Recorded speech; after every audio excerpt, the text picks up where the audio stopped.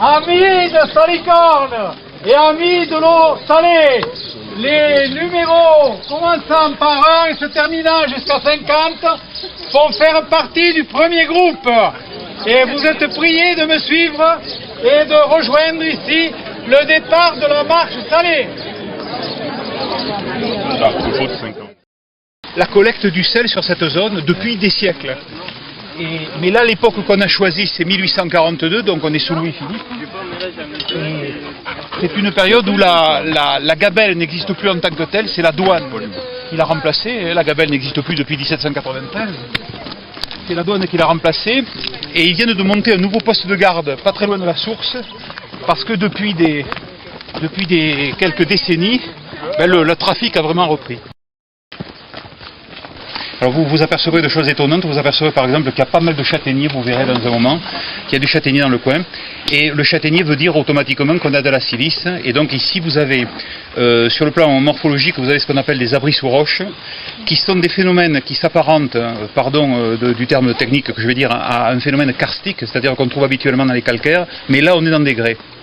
Et ces abris sous roches naturels qui se font, si vous voulez, par érosion à la faveur d'une faiblesse entre les couches, entre les pendages, si vous voulez, vous voyez le pendage général de la roche, donc entre les couches, il y a ces creusements qui se font, à la fois chimiques et physiques, et ils ont été utilisés par nos anciens comme point de bergerie pour abriter les bêtes. Parce qu'il faut imaginer qu'il y a un siècle, ne serait-ce qu'un siècle, on avait des loups partout, il y avait énormément de bêtes dangereuses, je veux dire, dans nos campagnes, c'était pas si évident qu'aujourd'hui, quoi. Là, c'était pas pacifié. Et puis certaines, mais pas dans le coin, ont été utilisées un peu plus dans les corbières, Max vous le direz, comme fromagerie dans certains endroits, quoi, hein, voilà. Mais là-bas, c'est plutôt des caves calcaires. Alors là, vous en voyez une, vous allez en voir une deuxième plus importante, et puis une troisième où il va se passer une petite chose un peu plus loin.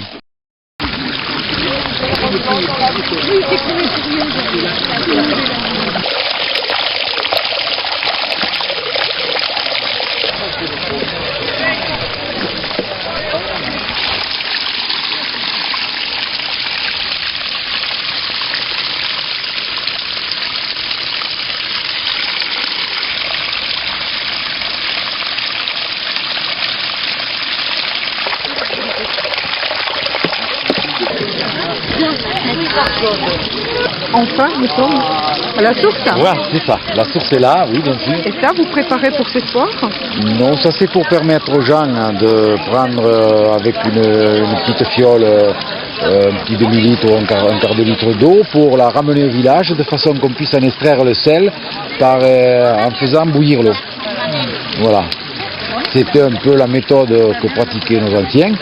Ils venaient chercher l'eau ici et ils extrayaient le sel dans leur village. Mais parfois, il y a eu également ici des sites sur lesquels on extrayait le sel directement avec le bois des forêts.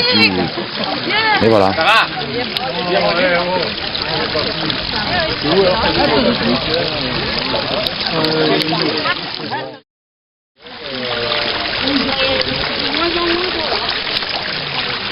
Il y a de moins en moins d'eau, mais je ne sais pas si tu remarques, mais il y a de plus en plus de sel. Tu vois le sel tout autour?